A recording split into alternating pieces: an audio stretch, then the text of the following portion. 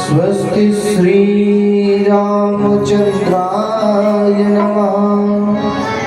श्रीमद्भाग्ये विहारिणे नमः। नमः परमहंसास्वादित चरण कमल चिन्मकरंदाय भक्तजन मानस निवासाय श्री रामचंद्राय तेयं सदा परिभवनमभीष्टदोहम् तीर्थास्पदं शिवविरचिनुतं शरण्यम् नित्यार्तिहं प्रणतपाय भवाद्दिपोतम् वन्दे महापुरुषते चरणारविन्दम् लम्बोदरं परमसुन्दरमेकदन्तम् रक्ताम्बरं त्रिनयनं परमं पवित्रम् उद्यद्दिवाकरनिभोज्ज्वलकान्तिकान्तम् विघ्नेश्वरं सकलविघ्नहरं नमामि। भवानि तीर्थे वसति गंगा पुष्टिस्तथा तत्रजसि प्रवृद्धा लक्ष्मी करी से प्रणतौ च धर्म आसां प्रणामं सततं च कुर्यात्। नारायणं नमस्कृत्य नरं चैव नरोत्तमं देवीं सरस्वतीं व्यासं ततो जयमुदीरये। सर्वे भवन्तु सुखिनः सर्वे सन्तु निरामयाः सर्वे भद्राणि पश्यन्तु मा कश्चित् दुःखभाग् भवेत्। कृष्णत्वदीयपदपङ्कजपञ्जरान्ते अद्यैव मे विशतु मानसराजहंसः। प्राणप्रयाणसमये कमपातपित्तैः कण्ठावरोधनविधौ स्मरणं कुतस्ते। सीतानाथ समारम्भां श्रीरामानन्दार्य मध्यमाम् अस्मदाचार्यपर्यन्तां वन्दे गुरुपरम्पराम्। भक्त भक्ति भगवंत गुरु चतुर नाम बपुए किरके पद वंदन किए नाम सहजने। जय जय श्री राधा रमण जय जय नवल किशोर जय गोपी चित चोर प्रभु जय जय माखन चोर। राधे मेरी मातु है पिता मेरो घनश्याम इन दोनों के चरणन में मेरो बारंबार प्रणाम। सिया राम मैं सब जग जानी करहूँ प्रणाम जोर जुग पानी।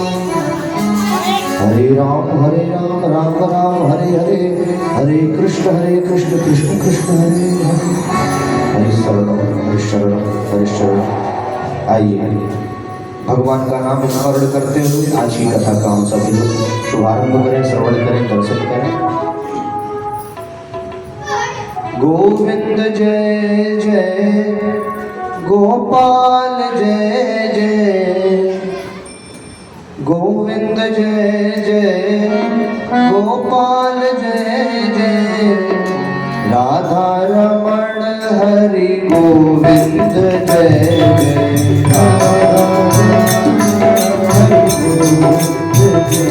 जय राधा रमण हरि गोविंद जय जय राधा रमण हरि गोविंद जय जय गोविंद जय जय गोपाल जय जय गोविंद जय जय गोपाल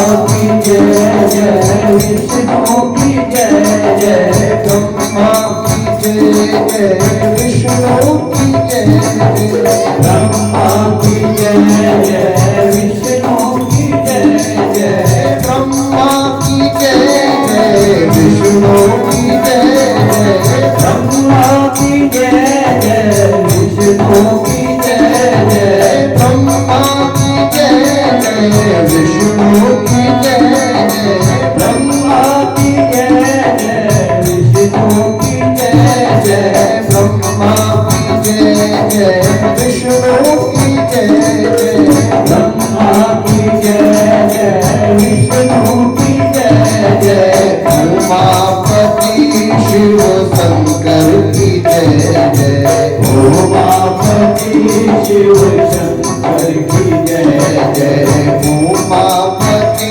शिव शंकर की जय जय उमापति शिव शंकर की जय जय गोविंद जय जय गोपाल जय जय गोविंद जय जय गोपाल जय जय राधा रमण हरि गोविंद जय जय राधा रमण हरि गोविंद जय जय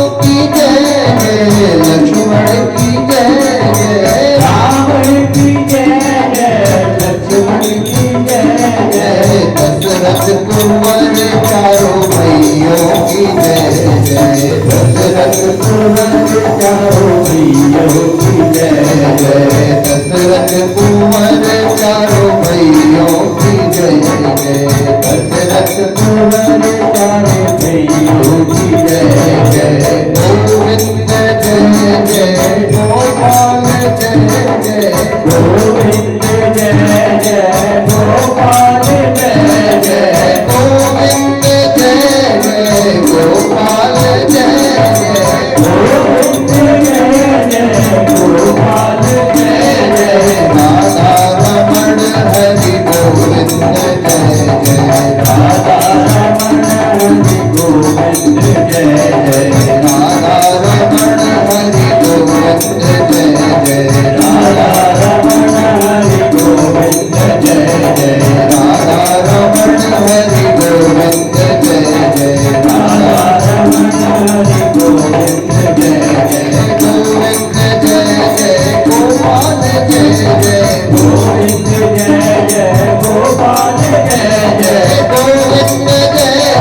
गोपाल जय जय गोविंद जय जय गोपाल जय जय राधा रमण हरि गोविंद जय जय राधा रमण हरि गोविंद जय जय राधा रमण हरि गोविंद जय जय राधा रमण हरि गोविंद जय जय राधा रमण हरि गोविंद जय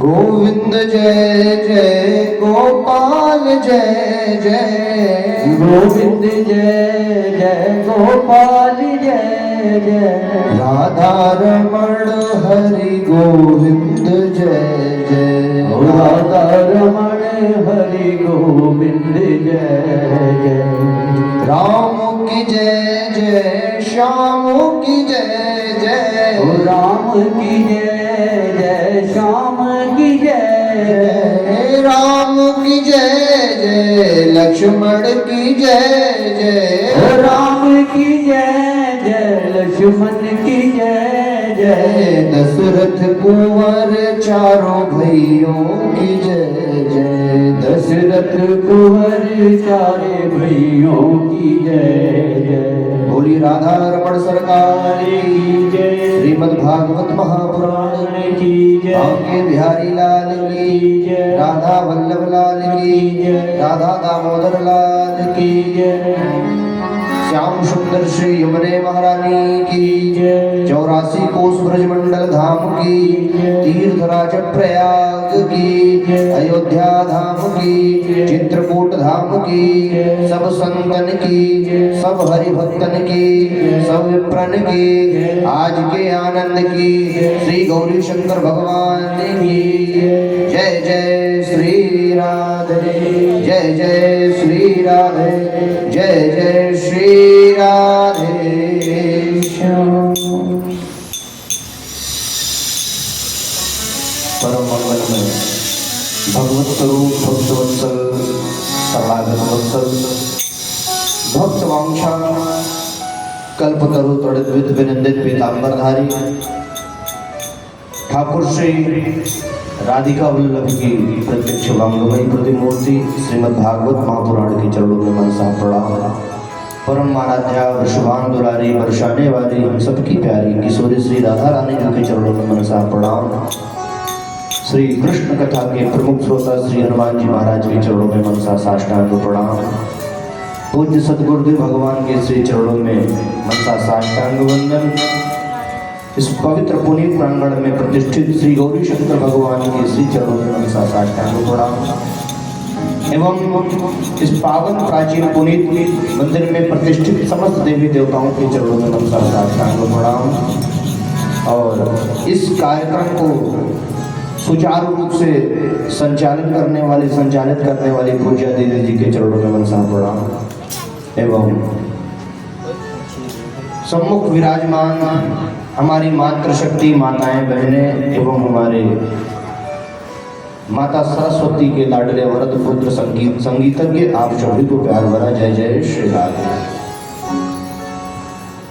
भगवान की कृपा से हम सभी लोग इस पावन पुनीत श्रावण मास में भगवान की दिव्य चरण सन्निधि में बैठ करके खूब भाव से श्री ब्रजेंद्र नंदन यशोदा नंदन देवकी नंदन राधिका वल्लभ की सुंदर लीलाओं का दर्शन श्रवण कर रहे हैं।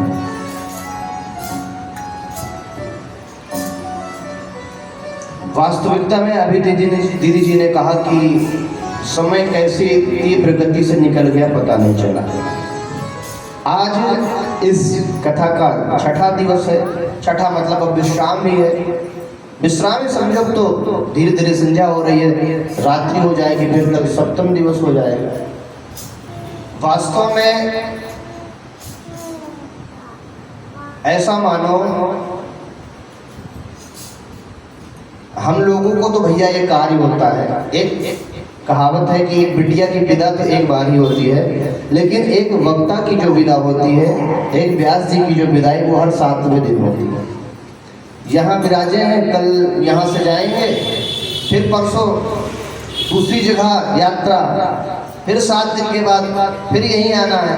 कहने का तात्पर्य हर 7वें दिन हम लोगों की भैया विदाई निश्चित है, यहाँ वहाँ यहाँ वहाँ यहाँ। उतना ही कष्ट होता है जितना कि एक बिटिया के विवाह में और बिटिया को विदा करने में कष्ट होता है। ये सत्यता है। यदि कोई सच्ची श्रद्धा से, सच्चे भाव से, सच्चे प्रेम से कथा को श्रवण करे। दीदी जी ने लगभग शायद 51वीं कथा या 52वीं कथा है, तो लोगों के मन में ऐसा भाव आ सकता है कि अरे मेरा तो रोज का कार्य है।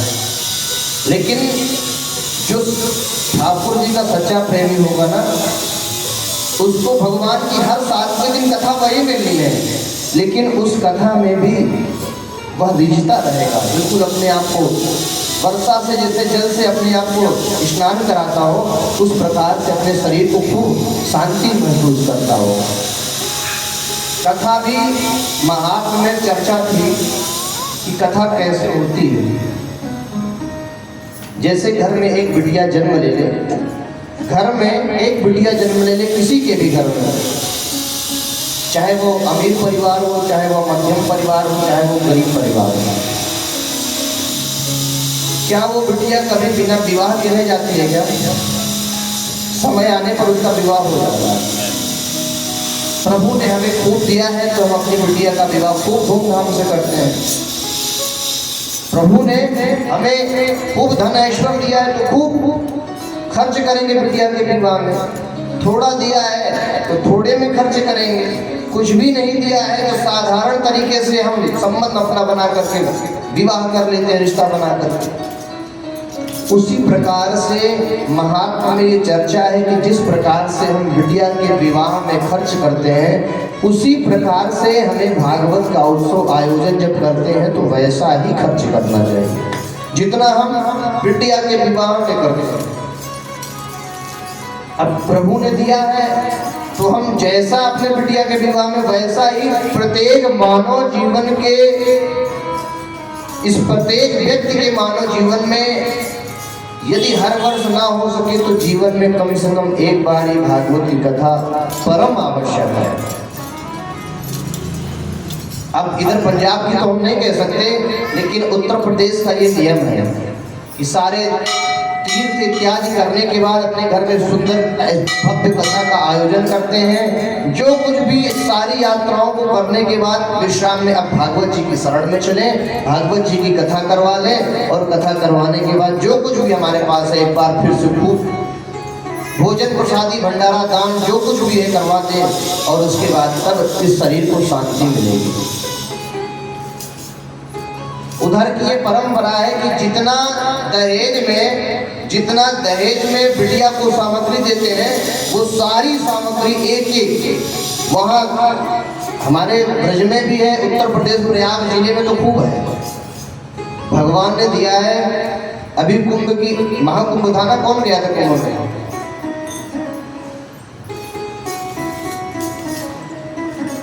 कुंभ के मेले में लोग कल्पवास करते हैं। कुंभ तो 12 वर्ष में आता है, 6 वर्ष में अर्ध कुंभ आता है, लेकिन वहाँ प्रयाग में हर वर्ष माघ मेले में कल्पवास के लिए माताएं जाती हैं या भक्त जाते हैं। तो जब उनका 12 वर्ष की यात्रा पूर्ण हो जाती है तो वो अपना ऐसा मानो कि जैसे बिटिया का दान किए हैं, वैसे पूरे जीवन की जो दिनचर्या में हमारी उपयोगी वस्तुएं होती हैं वो सब दान करते हैं। तो दान की बड़ी महिमा है। कहने का तात्पर्य, जैसे बिटिया के विवाह में हम खर्च करते हैं, उस प्रकार से हमें ऐसे आयोजनों में आगे आकर के ऐसे सुंदर सुंदर आयोजन करते रहना चाहिए। रही बात समय की, तो समय इतनी जल्दी बीत जाता है 7 दिन का, किसी को समझ में नहीं आता। अब आज षष्ठम दिवस की कथा, कल विश्राम, सब दीदी जी ने बता ही दिया है कि व्यास जी कल चले जाएंगे। आइए, कल हम सभी लोगों ने कौन सी कथा का दर्शन किया? हाँ, गिरिराज धरण प्रभु तुम्हारी शरण। गिरिराज जी की तलहटी में सारे ब्रजवासी कन्हैया के साथ में पहुंचे हैं। सुंदर सुंदर व्यंजन बना करके लाए। क्या क्या व्यंजन है? 56 भोग में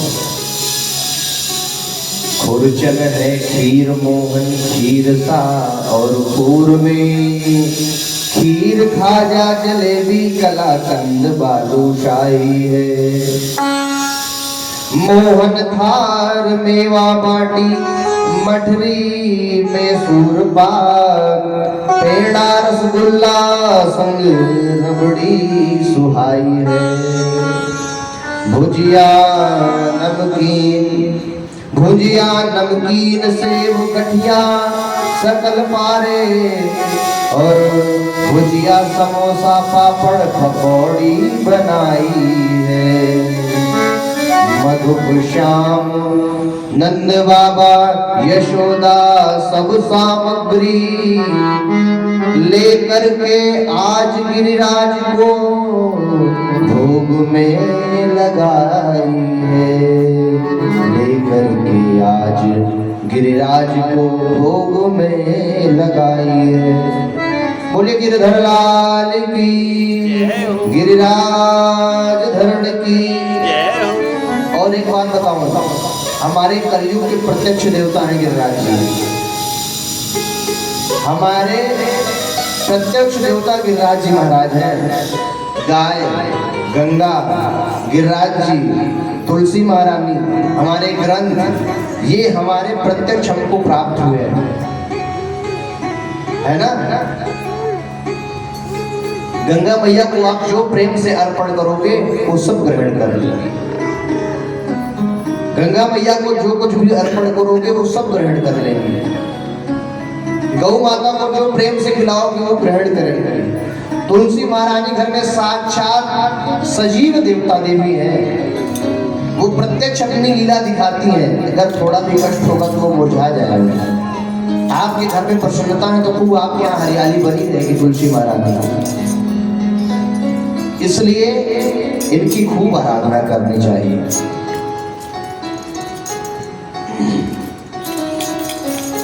जब सारे ब्रजवासियों ने मिलकर के इस बार गोवर्धन नाथ की पूजा करी, गिरिराज जी की पूजा करें, तो इंद्र रुष्ट हो गए, नाराज हो गए। इंद्र नाराज हुए इसलिए कि इस बार मेरी पूजा न करके इन्होंने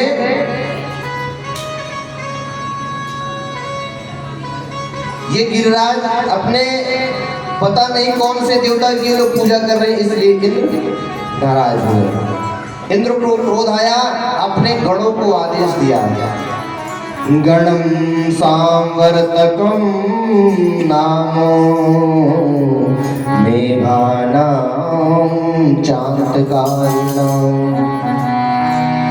इंद्रः प्राचोदयत् क्रुद्धो वाक्यं चाहे शमान्यत। गणम सांवर्तकम नामो मेघानां चांतकारिणां। सांवर्तक नामक घोड़ों को इंद्र ने आदेश दिया, जाओ आकाश में ऐसी तरीके से छा जाओ, ऐसे बादल छा जाओ और ऐसी घनघोर वर्षा करो कि पूरा ब्रजमंडल जलमग्न हो जाए, पूरा ब्रजमंडल डूब जाए जल से, ऐसी वर्षा करो। अब गण तो राजा का आदेश प्राप्त करके छा गए आकाश में और खूब घनघोर वर्षा होने लगी।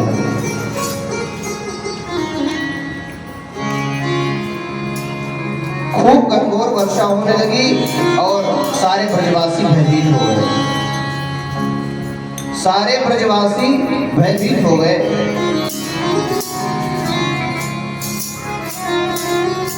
अब सारे ब्रजवासी नंद बाबा को फटकारने लगे, अरे जब से नंद के यहाँ छोरा हुआ है, जब से नंद के छोरा भयो, ये नंद अपने उस लाला की बात, कन्हैया की बात में आ करके, कन्हैया की बात मान करके कुछ भी कर देते हैं नंद। सब ब्रजवासी जाकर के नंद बाबा को फटकारने लगे, आज तो सब डूब मरेंगे, ऐसी वर्षा हो रही है। आज सब डूब मरेंगे, ऐसी वर्षा हो रही है। सब नंद बाबा के पास जाकर के, बाबा नंदराय जी आज तुमने किसकी पूजा कराई, देखो इंद्र नाराज हो गए हैं। कन्हैया अंदर से निकले, कन्हैया कहते हैं अरे सब बचेंगे, हमने जिसकी पूजा करी है वो ही हमारी रक्षा करेंगे।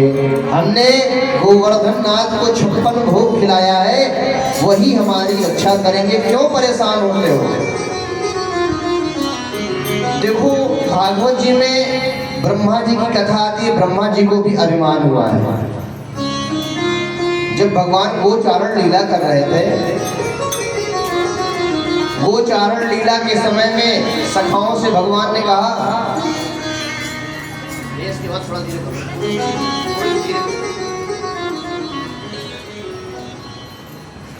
थोड़ी सी धीरे करो। ब्रह्मा जी को अभिमान क्यों हुआ।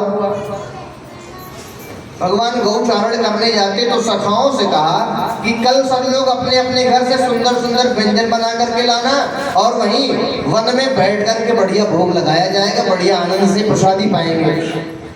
तो सारे सखा अपने अपने घर से सुंदर सुंदर व्यंजन बना करके लाए थे गौचारण के समय। तो भगवान सभी का जूठन खा रहे थे, सभी सखाओं के साथ एक दूसरे में बांट करके खा रहे थे। ब्रह्मा जी ने दृष्टि लगा करके देखी, अरे ये कैसा ब्रह्म हो सकता है, ये कैसा परमात्मा हो सकता है, सभी को जूठन खा रहा है। ब्रह्मा जी को अभिमान हुआ। ब्रह्मा जी ने क्या किया, कन्हैया की जितनी गैया थी, जितने बछड़े थे, सबको ब्रह्मलोक में हरण करके उठा ले गए। भगवान ने जब पीछे दृष्टि देखी तो सारी गैया बछड़े गायब। प्रभु ने ध्यान लगा करके देखा, अरे ब्रह्मा जी की लीला है, ब्रह्मा जी ने एक सारी लीलाएं की है। मानो भगवान ने उसी समय अपनी माया से जितनी गैया बछड़े ब्रह्मा जी ले गए थे, जितनी गैया बछड़े ब्रह्मा जी ले गए थे, उतनी गैया बछड़े भगवान ने फिर से वन में एकत्रित कर दिया अपनी माया से। और भगवान ने क्या किया, ब्रह्मा जी ने सोचा ऊपर कि देखें अब क्या कर रहे हैं कन्हैया, हम जो परमात्मा बने हुए हैं। ब्रह्मा जी बाहर दृष्टि डालने के लिए आए और प्रभु ने क्या किया, भगवान ब्रह्मा जी बन गए। भगवान कन्हैया ब्रह्मा जी बन करके ब्रह्मलोक में प्रवेश कर गए और द्वारपालों से कहा, जो पार्षद थे कि किसी को भीतर आने मत देना। ब्रह्मा जी बाहर देखने गए थे और प्रभु पीछे से ब्रह्मा जी बन करके भीतर गए और दरवाजा पट लग गया। अब जो ओरिजिनल ब्रह्मा जी थे वो तो बाहर हो गए और पार्षदों से कह दिया कि देखो आजकल बहुत नकली ब्रह्मा घूम रहे हैं, किसी को अंदर आने मत देना। भगवान ने कहा। अब तो ब्रह्मा जी बाहर हो गए, भगवान ब्रह्मा जी बन करके ब्रह्मलोक में प्रवेश कर गए। ब्रह्मा जी बाहर अपने पार्षदों से कह रहे हैं, अरे भाई मैं ब्रह्मा हूं, मुझे अंदर जाना है। पार्षदों ने कहा ना, मैं नहीं जानता। इस प्रकार से ब्रह्मा जी को अभिमान जब हुआ तो प्रभु ने उनके अभिमान को नष्ट किया। ब्रह्मा जी ने बड़ी स्तुति करी। ब्रह्मा जी को अभिमान हुआ और यहाँ इंद्र को अभिमान हुआ, लेकिन दोनों में अंतर क्या है। प्रसन्न किसके ऊपर जल्दी हुए भगवान। ब्रह्मा जी ने भी क्षमा याचना करी, इंद्र को भी अभिमान हुआ। भगवान किसके ऊपर जल्दी प्रसन्न हो गए, इंद्र पे। क्यों? हाँ, भगवान के भक्तों से इंद्र ने भक्तों को दूर नहीं किया, एकत्रित किया है, मिलाया है। लेकिन ब्रह्मा जी क्या किए कि कन्हैया की गैया को कन्हैया से दूर किया। इसलिए कृपा तो करी, लेकिन बहुत गिड़गिड़ाने के, विनती करने के बाद। और कन्हैया ने कहा, हमने जिसको 56 भोग खिलाया है, हम उन्हीं की शरण में चलते हैं, वही हमारी रक्षा करेंगे। और आज जब गिरिराज जी की शरण में गए तो गोवर्धन नाथ से निवेदन किया, हे गिरिराज धरण, आपने कल खूब चकाचक 56 भोग पाए हैं, अब इनकी सबकी रक्षा करो। ऐसा मानो आज भगवान अपने सुदर्शन को ऊपर लगाए हैं और भगवान बलराम जी शेष अवतार हैं। बलराम जी शेषावतार हैं और अपने नाग से ऊपर पूरा मानो आकाश मार्ग में कुंडली बना लिया है। जो भी जल आता है एकत्रित हो रहा है और भगवान ने कनिष्ठ का उंगली पर गिरिराज जी को धारण किया है। सारे ब्रजवासी गिरिराज जी की शरण में आए हैं। यशोदा मैया बड़ी भयभीत हो रही है, अरे कन्हैया एक उंगली पर ये धारण किया है, इतना विशाल पर्वत, मुझे तो विश्वास नहीं हो रहा है। और क्या कहती है मैया यशोदा? दीपू जी, दीपक श्री राधे। हो नख पे गिरिवर लीनो धार, कन्हैया मेरो वारो। दीपक काली मेरी बात समझ अंदर आ। कन्हैया मेरो वारो, कन्हैया मेरो प्यारो, कन्हैया मेरो प्यारो, कन्हैया मेरो प्यारो। वो नख पे गिरिवर लीनो धार, कन्हैया मेरो वारो। नख पे गिरिवर लीनो धार, कन्हैया मेरो वारो, कन्हैया मेरो वारो, कन्हैया मेरो प्यारो, कन्हैया मेरो प्यारो, कन्हैया मेरो प्यारो। नख पे गिरिवर लीनो धार, कन्हैया मेरो वारो। नख पे गिरिवर लीनो धार, कन्हैया मेरो प्यारो,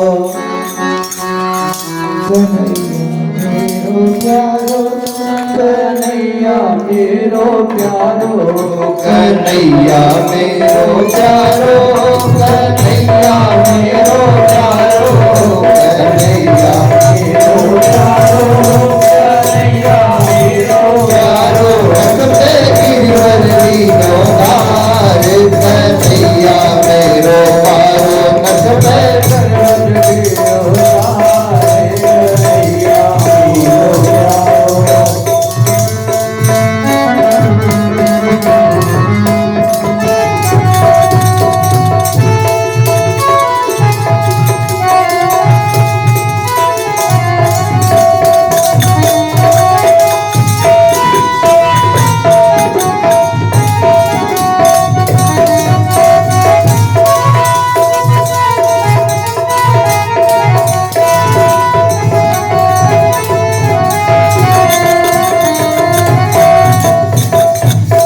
कहे यशोदा मैया, एक जोर लगाओ भैया।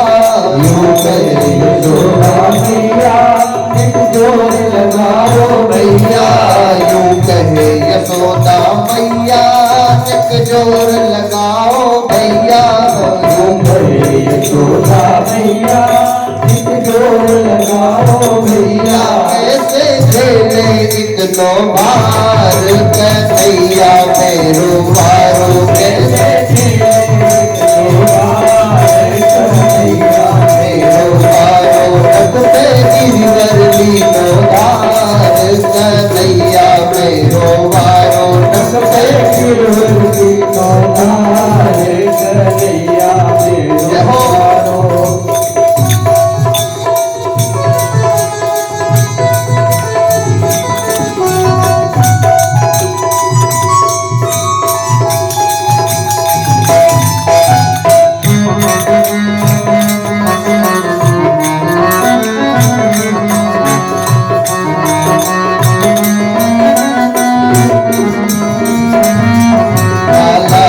नरम कलैया, एक मुड़क न जावे भैया।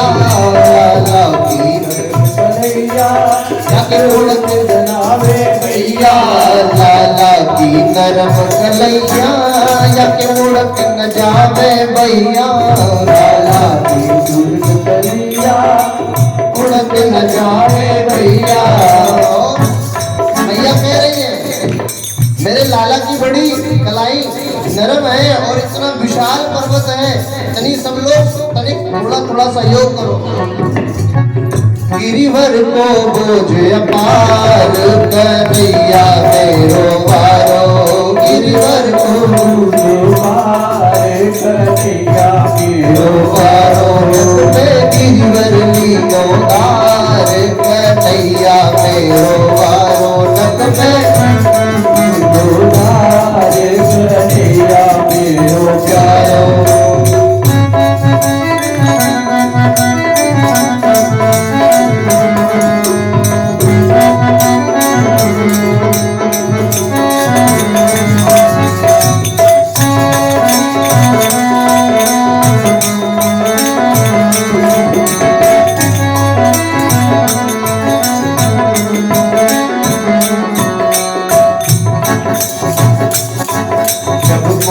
इंद्र ने कीनो गोवर्धन तक पैलीनो,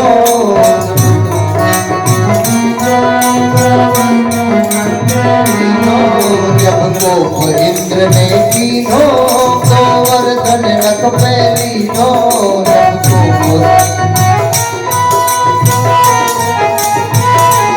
बादल बरस बरस गए हार कन्हैया मेरो वारो, बादल बरस बरस के हार कन्हैया मेरो वारो, बादल बरस बरस गए हार कन्हैया मेरो वारो, बादल बरस बरस के हार कन्हैया मेरो वारो, कन्हैया मेरो वारो, कन्हैया मेरो प्यारो, कन्हैया मेरो प्यारो, कन्हैया मेरो प्यारो, नक पे गिरवर लीनो दार कन्हैया मेरो वारो, नक पे गिरवर लीनो दार कन्हैया मेरो वारो, नक पे गिरवर लीनो दार कन्हैया मेरो वारो, नक पे गिरवर लीनो दार कन्हैया मेरो वारो।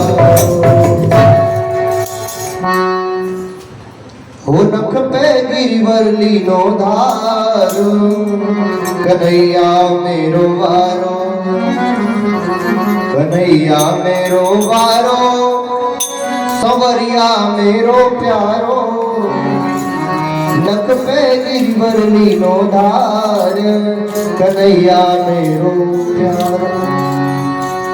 भगवान ने गिरिराज जी को अपनी कनिष्ठ का उंगली पर धारण किया है। कितने दिन तक? हाँ, मैया यशोदा बड़े आश्चर्य में पड़ी है, ब्रजवासी सारे आश्चर्य में पड़े हैं। अरे ये इतना छोटे से कन्हैया और इतने भारी पर्वत को कैसे उठा रखा है? कन्हैया तू भगवान है क्या? कोई परमात्मा है क्या? ऐसा मानो प्रभु किसी को स्पष्ट नहीं होने दे रहे हैं कि मैं ही ब्रह्म हूँ। भगवान कहते हैं ना, मैं कोई भगवान नहीं हूँ, मैं कोई परमात्मा नहीं हूँ। कछु माखन को बल बढ़ो, कछु गोपन करी सहाय, कछु माखन को बल बढ़ो, कछु गोपन करी सहाय, और राधे जू की कृपा से मैंने गिरिवर लियो,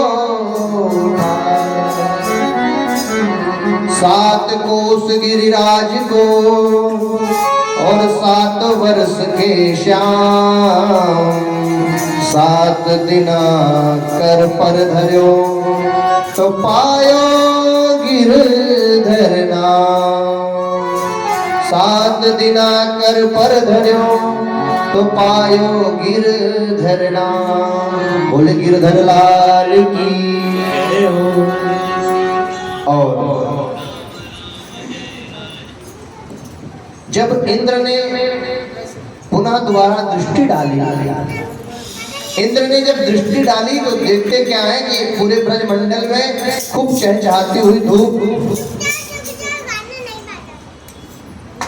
खूब खिलखिलाती धूप और धूल उड़ रही है पूरे ब्रजमंडल में। तब इंद्र का अभिमान नष्ट हुआ। तब मानो आज इंद्र ने भगवान की सुंदर स्तुति करके प्रभु से क्षमा मांगी है। प्रभु मैं तो आपके ऊपर अनायास ही किंतु परंतु करने लग गया। विशुद्ध सत्वं तव धाम सात्वं तपोमयं ध्वस्तरजस्तमस्वं मायामयोऽयं गुणसं प्रवाहो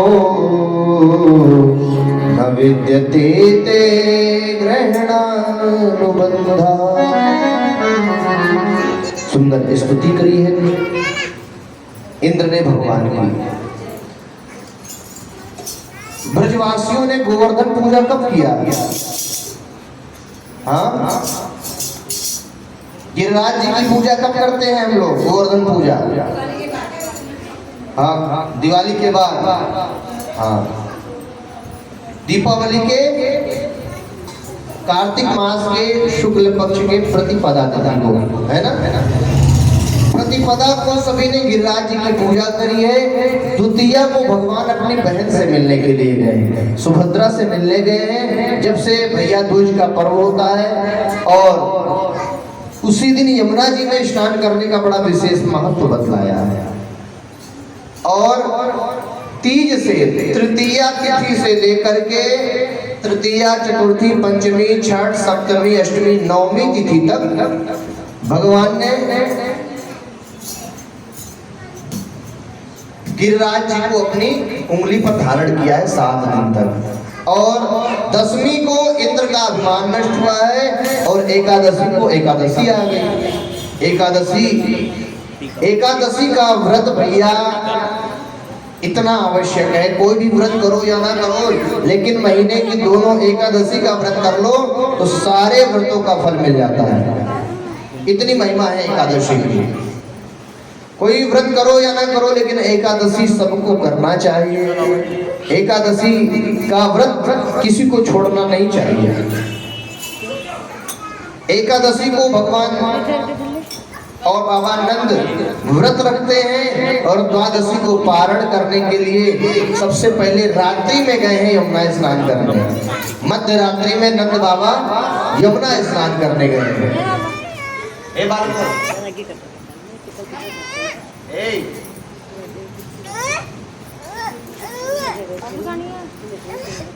जब मध्य रात्रि में स्नान करने गए हैं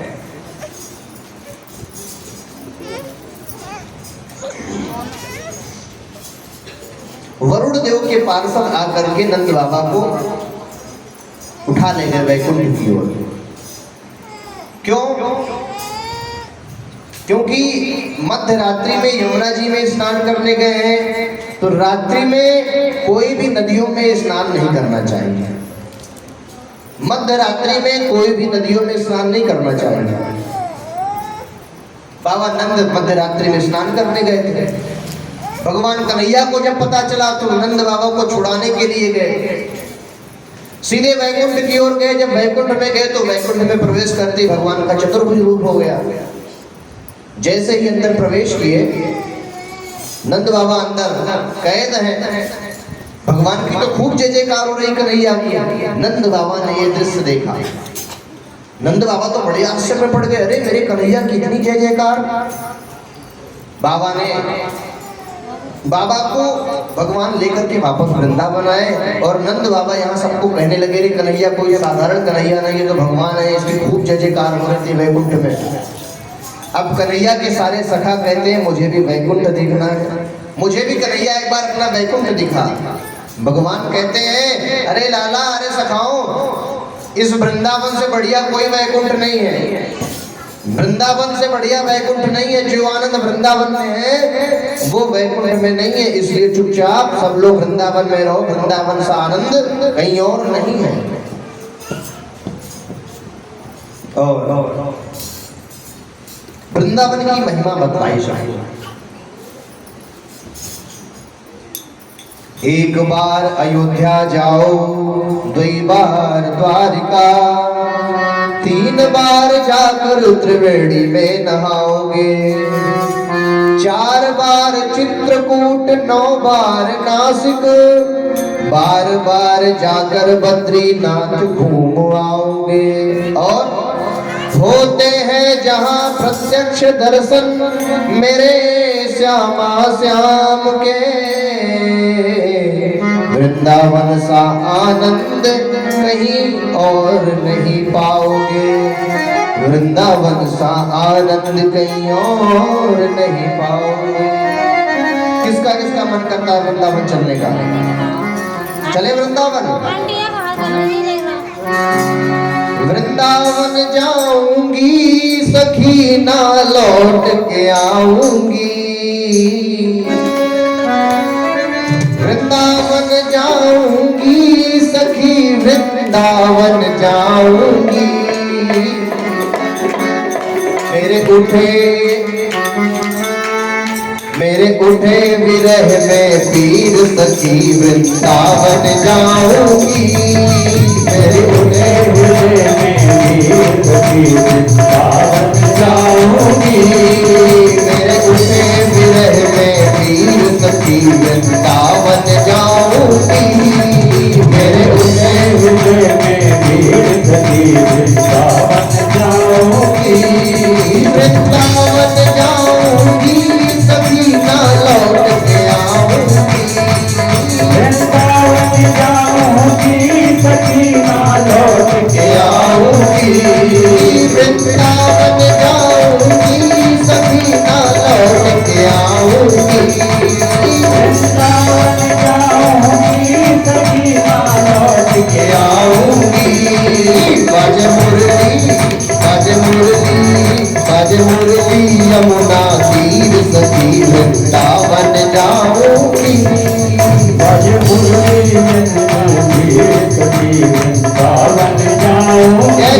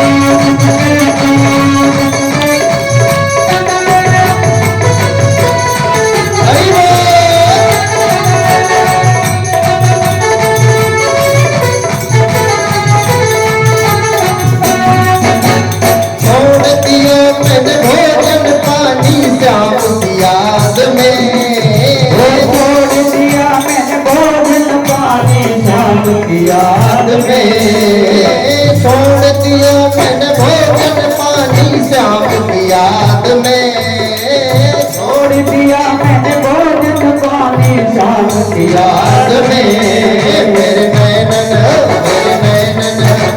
नैनन बरसत नीर सखी वृंदावन जाऊंगी मेरे नैनन बरसत नीर सखी वृंदावन जाऊंगी मेरे नैनन बरसत नीर सखी वृंदावन जाऊंगी मेरे नैनन नीर सखी वृंदावन जाऊंगी वृंदावन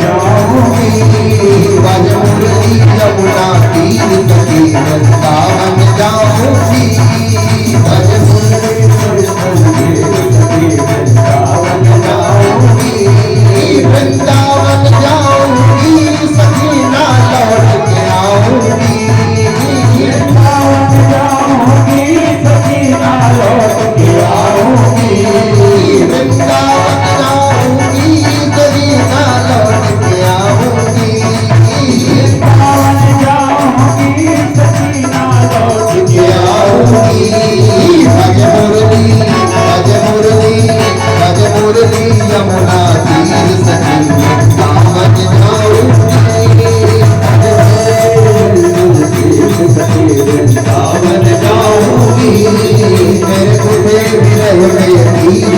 वृंदावन जाऊंगी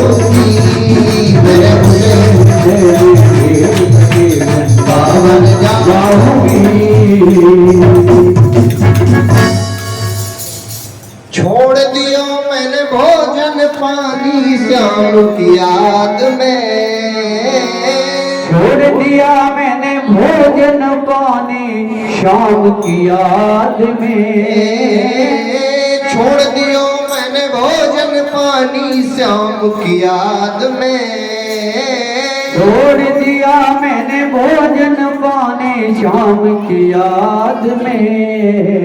मेरे नैनन बरसत नीर सखी वृंदावन जाऊंगी, मेरे नैनन बरसत नीर सखी वृंदावन जाऊंगी, वृंदावन धाम की आज के आनंद की गिरिराज धरण की,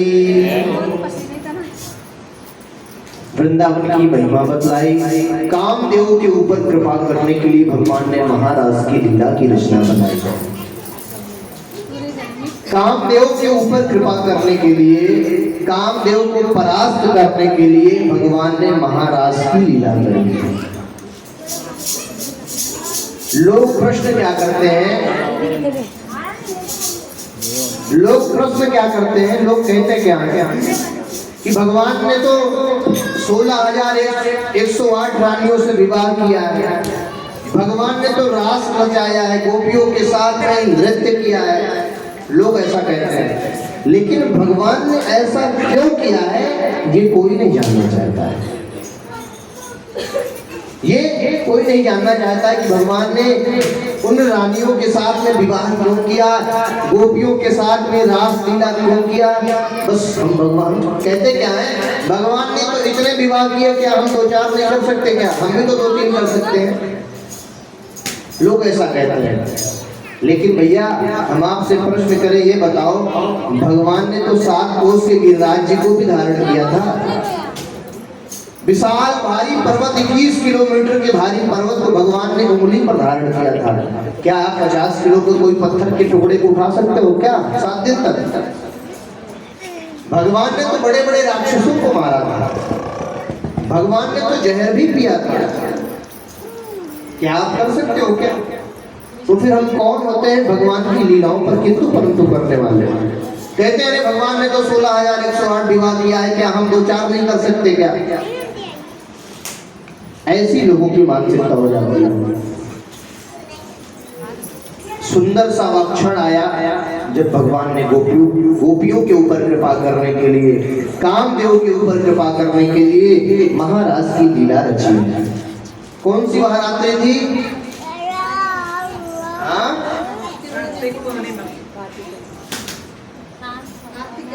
हाँ, क्या बोलते हैं उस पूर्णिमा को? शरद पूर्णिमा। भगवान पिता रात्रि शरदोत्फुल्ल मल्लिका, वीक्षरन्तुं मनश्चक्रे योग माया उपासिता। भगवान ने योग माया का आश्रय लेकर के महाराज की लीला का शुभारंभ किया है। भगवान पिता रात्रि शरदोत्फुल्ल मल्लिका, वीक्षरन्तुं मनश्चक्रे योग माया उपासिता। अच्छा, आपसे प्रश्न करें कि पूर्णिमा बड़ी होती है कि अमावस्या? हाँ, पहले पूर्णिमा वाले हाथ उठाए। पूर्णिमा बड़ी होती है कि अमावस्या? कैसे? हाँ,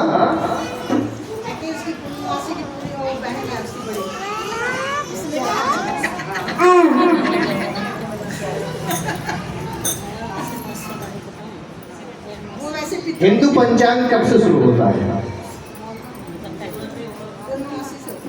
हिंदू पंचांग नए वर्ष की शुरुआत कब से होती है?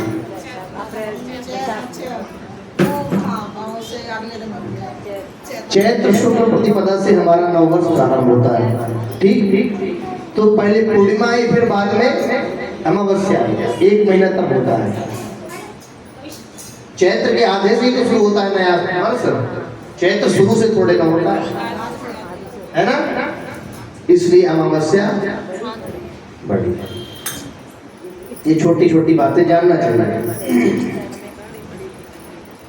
महाराज की जब भगवान ने रचना बनाई है तो महाराज करने के लिए कोई विशेष कमरा कक्ष नहीं था, या कोई ऐसे कमरा हो कक्ष हो भगवान ने गोपियों के साथ में गुप्त रूप से लीलाएं करी हो ना। पूरी सृष्टि भगवान के उस लीला में सहयोग की है। पूरी सृष्टि भगवान के महाराज की लीला में सहयोग कर रही है। किस प्रकार से महाराज की लीला भगवान ने कहा किया है?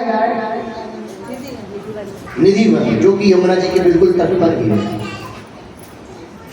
महाराज करिबे को कृष्ण ने विचार कियो, योग माया आश्रय ले वेणु बजाई है। हरि घास पातन के ब्रज में गलीचा बिछाए दियो, और फूलन पराग ने सुगंध बरसाई है। देखो कितना सुंदर भाव। हम अपने कमरे को महकाने के लिए रूम स्प्रे लगाते हैं, फ्रेशनर डालते हैं ना, लेकिन भगवान जब लीला करने जा रहे हैं तो कितना सुंदर वर्णन कर रहे हैं। योग माया आश्रय ले वेणु बजाई है। हरि घास पातन के ब्रज में, घास पात जो घास पत्तियों का ब्रज है, वृंदावन है, हरि घास पातन के ब्रज को गलीचा बना लिया। गलीचा जैसे मानो कि भगवान ने उसको गलीचा मान लिया, बिछा हुआ पूरी घास से सुंदर सजी हुई है। और फूलन पराग ने सुगंध बरसाई है, सुंदर पुष्पों ने सुंदर सुगंध की अपनी सेवा दी है भगवान के उस महाराज की लीला में। सघन वृक्षण के वृतान, कोई यदि उस दृश्य को देखा है तो बड़े बड़े वृक्षों ने देखा है वृंदावन के कि भगवान ने लीला किया है। सघन वृक्षण के वृतान बहुतों ने दिए। एसी कूलर पंखा नहीं था। शरद पूर्णिमा की रात्रि कैसी होती है? शीतल सुगंध मंद पवन सुत गाई है। सुंदर सी शीतल शीतल बढ़िया प्राकृतिक हवा। शीतल सुगंध मंद पवन सुत गाई है। यमुना के पुलीन मानो गद्दा बिछाए लियो। जो यमुना जी की रेत है इतनी कोमल है, इतनी स्वच्छ है कि भगवान ने उस यमुना जी की रेत में ही सुंदर नृत्य किया है, रास की लीला की। और तो रास की लीला कभी भी खुले में नहीं होती है। कोई भी लीला बिहार विचरण करते हैं तो हम गुप्त स्थानों में करते हैं, कक्ष में करते हैं। लेकिन प्रभु को ढकने के लिए क्या गुप्त व्यवस्था है? जमुना के पुलीन मानो गद्दा बिछाए लियो, और चंद्रमा की चांदनी ने चादर उड़ाई है। चंद्रमा की चांदनी से प्रभु को ढक रखा है कि कोई देख न ले। पूरी सृष्टि आज महाराज की लीला में भाग लेने के लिए भगवान के साथ आई है। बोले रास बिहारी भगवान की। भगवान ने जब बंसी बजाई, वेणु बजाई, किस लिए बजाई? स्वागतम वो महाभागा प्रियम किम करवाणि वहा, व्रजस्या नामयं कश्चित् ब्रूतागमन कारणम्। भगवान ने जब बंसी बजाया है, बंसी इसलिए बजाया है कि जितनी भी गोपियां हैं उनके कानों में आवाज जाएगी, वो दौड़ी चली आएंगी।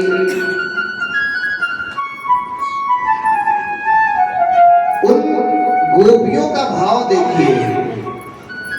आज के प्रेम की तुलना और प्रभु के उस प्रेम की तुलना की जाए तो यदि -0 कर ले तो भी बेकार है।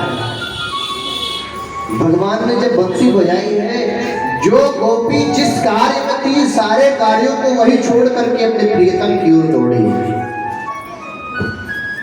जो गोपी जिस कार्य में थी उस कार्य को छोड़ करके प्रभु की ओर दौड़ी। ये गोपियों का और प्रभु के बीच का प्रेम है भैया। भगवान ने जब बंसी बजाई कोई गोपी अपने बालक को स्तनपान करा रही थी, लेकिन इतने में कानों में आवाज आई बंसी की, बालक को वहीं छोड़ करके प्रभु की ओर दौड़ पड़ी। कोई गोपी अपना श्रृंगार कर रही थी, एक आंख में काजल लगा है, दूसरे में लगाना है, इसी बीच में कानों में बंसी की आवाज आई, काजल लगाना भूल गई दूसरे आंख में, प्रभु की ओर दौड़ पड़ी, भगवान की ओर दौड़ पड़ी कि मेरे प्रियतम मुझे पुकार रहे हैं। कोई गोपी अपनी गाय को चारा दे रही थी, इतनी पागल हो गई उस बंसी की आवाज को सुन करके, वो समझ नहीं पाई, चारा को ले जाकर के पति देव के सामने रखती है और कहती है तुम्हारा भोजन है, तुम ग्रहण कर लेना। कितना सुंदर भाव, कितना प्रेम होगा, कितना लगाव होगा। सारी गोपियां आकर के भगवान के सामने करते थे, लेकिन प्रभु क्या है, प्रभु तो हमारे दयालु हैं। पहले उनके मन की इच्छाओं को भगवान जानना चाहते हैं, ये मन में क्या भाव लेकर के आई है, ये मन में क्या भाव लेकर के आई है।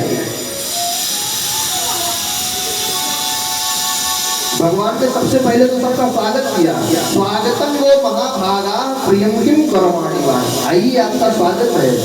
लेकिन फिर कहते हैं आप लोग इतनी रात्रि में क्या करने यहाँ आ गए, आपके पति देव हैं, बच्चे हैं, आपके परिवार वाले हैं। गोपियां चुपचाप शांत तो सुनती रही, कोई भी उत्तर प्रत्युत्तर नहीं दिया गोपियों ने।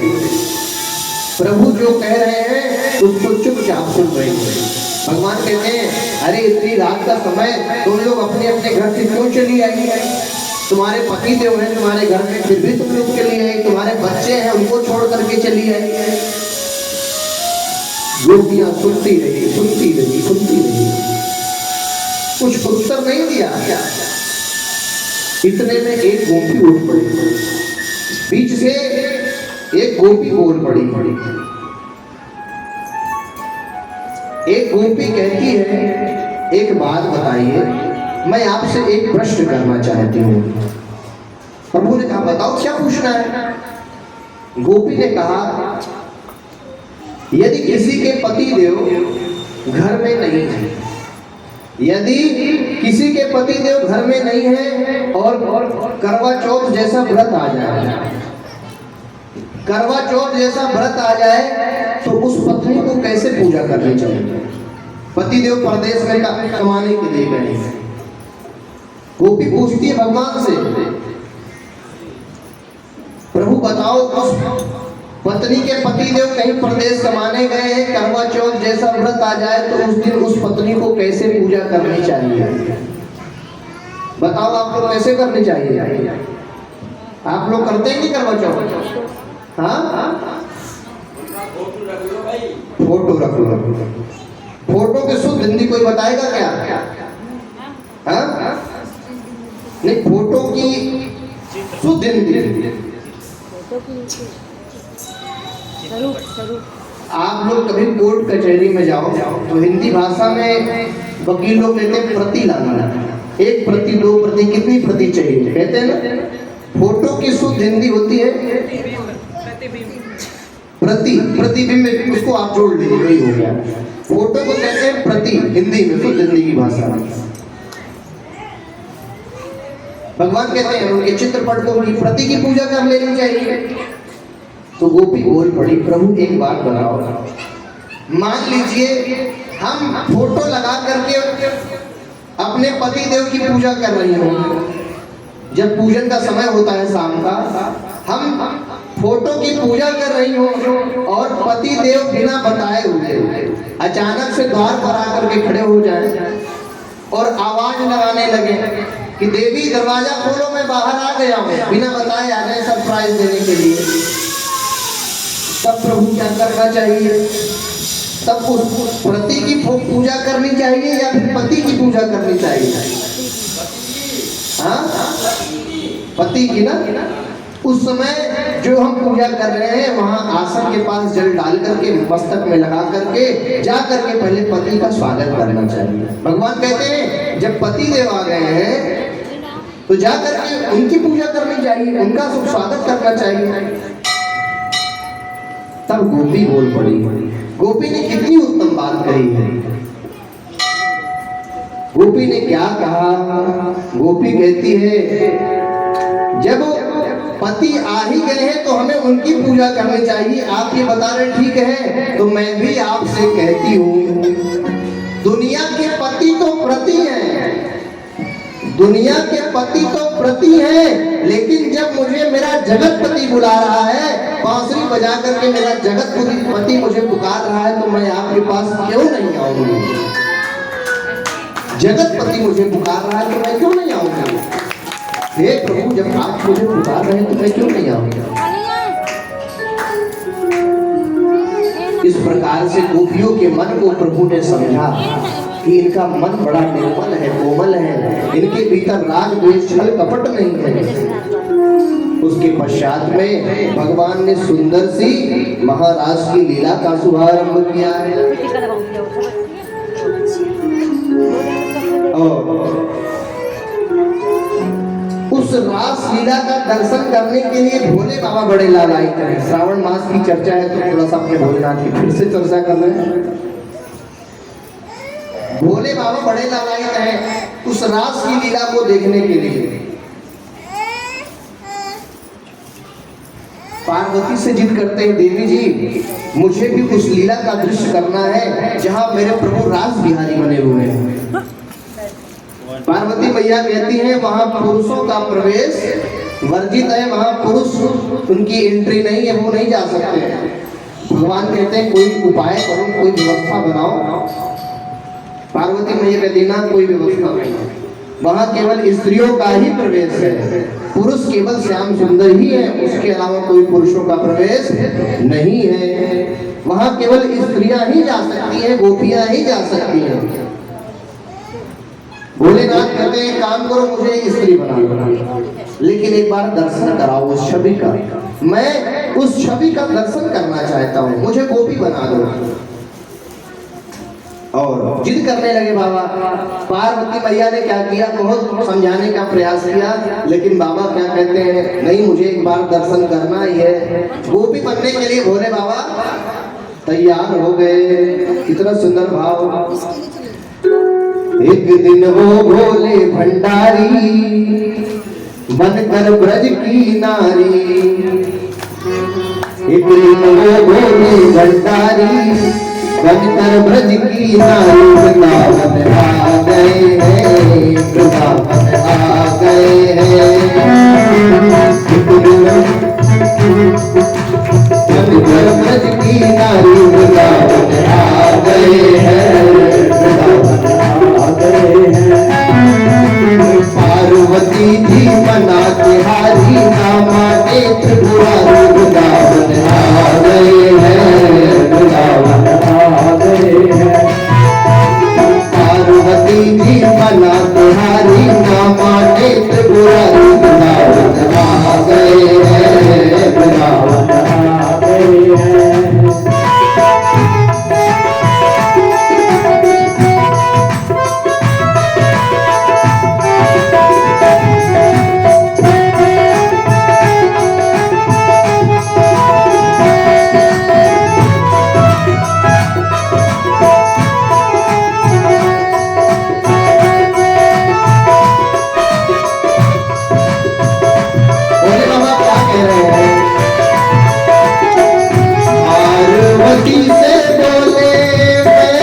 चलूंगा तेरे संग में, तेरे संग में।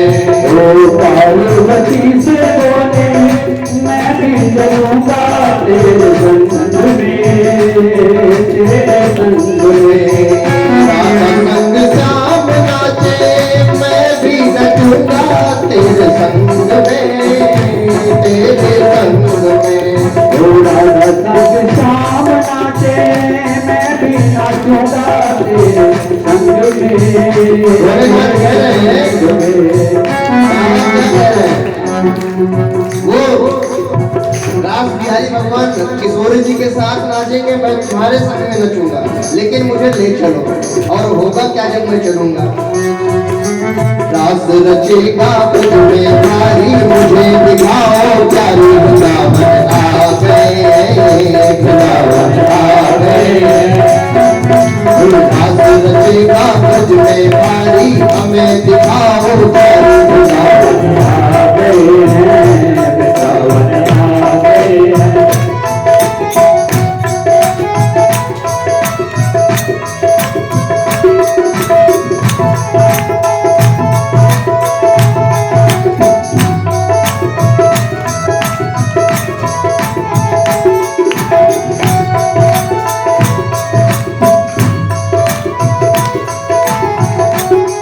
मैया बार बार समझा रही है क्या कह रही पार्वती मैया ओ मेरे भोले स्वामी कैसे ले जाऊं तुम्हें रास में महारास में ओ मेरे भोले स्वामी कैसे ले जाऊं तुम्हें रास में महारास में मोहन के सिवा पुरुष ना जाए रास में महारास में कोई पुरुष रास में महारास में भैया क्या कह रहे हैं मोहन के सिवा कोई पुरुष ना जाए रास में महारास में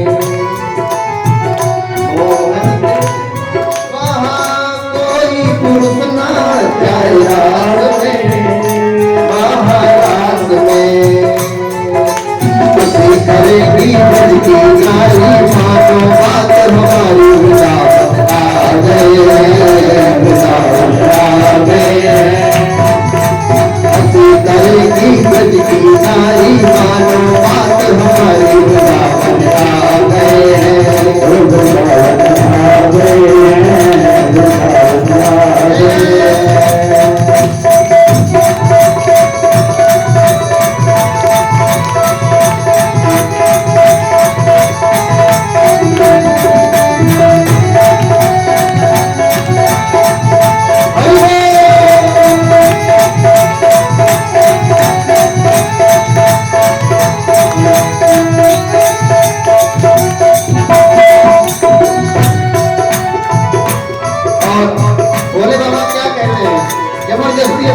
जिद कर रहे हैं हे पार्वती जी कुछ व्यवस्था तो बनाओ एक कार्य करो मुझे गोपी बना मुझे ऐसा श्रृंगार कर दो मेरा मुझे गोपी बना दो लेकिन मुझे ले चलो ऐसा सजा दो मुझे कोई न जाने इस राज को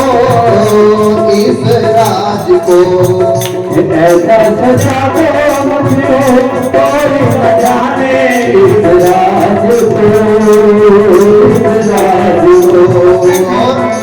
मैं हूँ सहेली तेरी ऐसा बताना ब्रजराज को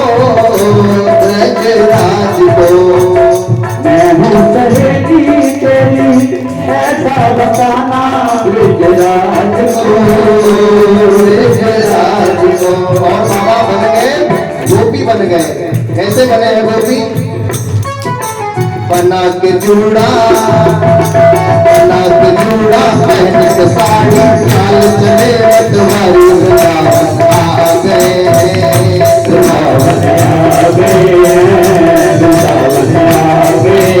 बना के जूड़ा पहन के साड़ी चाल चले तुम्हारी वृंदावन आ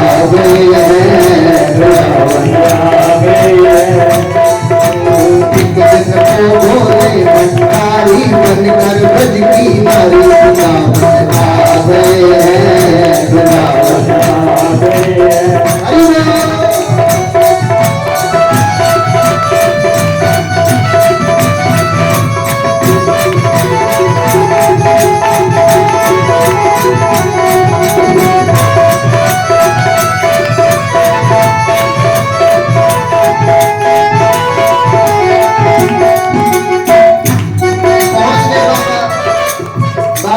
बनकर के पहुंच गए रास में जैसे ही भगवान ने देखा कन्हैया ने देखा मोहन ने जब तो समझ गए वो सारे राज को, सारे राज को। मोहन ने जब समझ गए वो सारे राज को, सारे राज को। देखा मोहन ने जब तो समझ गए वो सारे राज को, सारे राज को। देखा मोहन ने जब समझ गए वो सारे राज को, सारे राज को।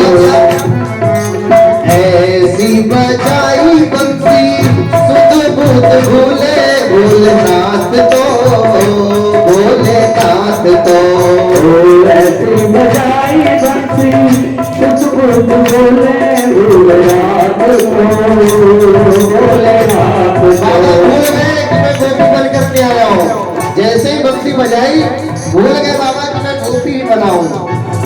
जैसे ही भगवान ने बंसी बजाई हुआ क्या, सिर से खिसक गई तब साड़ी मुस्काए गिरधारी बोले शर्मा रहे हैं, बोले शर्मा रहे हैं, बोले शर्मा रहे हैं, बोले शर्मा रहे हैं, बोले शर्मा रहे हैं। सिर से खिसक गई तब साड़ी मुस्काए गिरधारी बोले शर्मा रहे हैं, बोले शर्मा रहे हैं।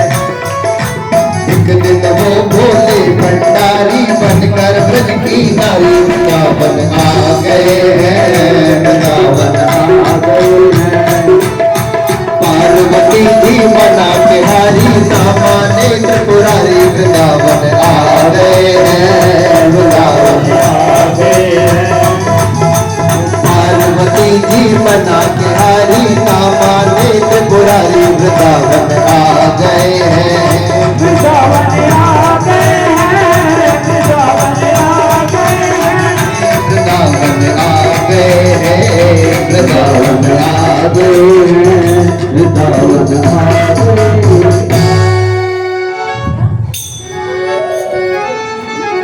देखा मोहन ने जब तो समझ गए वो सारे राज को, सारे राज को।